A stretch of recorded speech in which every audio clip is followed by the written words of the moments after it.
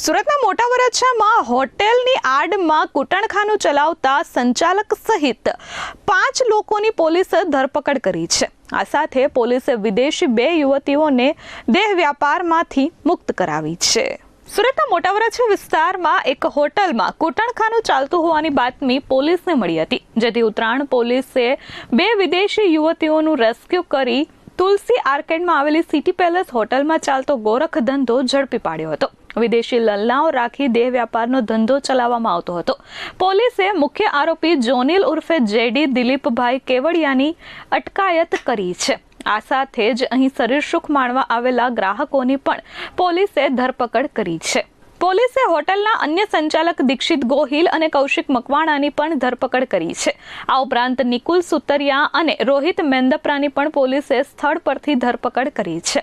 પકડાયેલ આરોપી હોટલ સંચાલક જોનિલ ઉર્ફે જેડી દિલીપ કેવડિયા ગુનાહિત ઇતિહાસ ધરાવે છે। તેના વિરુદ્ધ કાપોદ્રા, સરથાણા, ઉત્તરાયણ પોલીસ મથકમાં દેહ વ્યાપારના અનેક ગુના નોંધાઈ ચૂક્યા છે।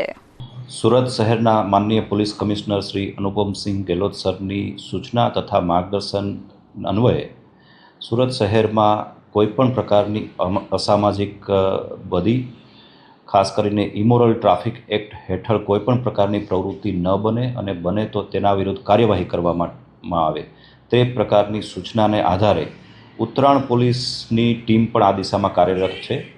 જે દરમિયાન ઉત્તરાયણ પોલીસ સ્ટેશન સુદામા ચોક પાસે આવેલ સિટી પેલેસ હોટલમાં આ પ્રકારની બધી કેટલાક સમયથી શરૂ થયા હોવાની માહિતી મળતા ઉત્તરાયણ પોલીસની ટીમ દ્વારા સિટી પેલેસ ખાતે રેડ કરવામાં આવેલી। જે દરમિયાન આ પ્રવૃત્તિ જણાઈ આવતા ઇમોરલ ટ્રાફિક એક્ટ હેઠળ ગુનો દાખલ કરી આરોપીઓની ધરપકડ કરવામાં આવેલ છે અને એ અંગેની આગળની કાર્યવાહી ચાલુ છે।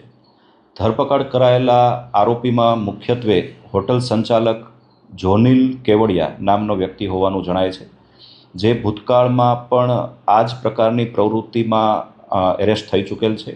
એ ઉપરાંત તેના વિરુદ્ધમાં અન્ય પોલીસ સ્ટેશનોમાં પણ વિવિધ કલમો હેઠળ ગુના દાખલ થયેલ છે।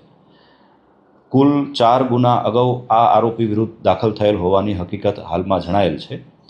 જોનિલ ઉપરાંત અન્ય 4 આરોપી કુલ 5 આરોપીઓની ધરપકડ ઉત્તરાયણ પોલીસે કરેલ છે અને આગળની જે તપાસ અને કાર્યવાહી ચાલુ છે। Bureau report S24 news Surat.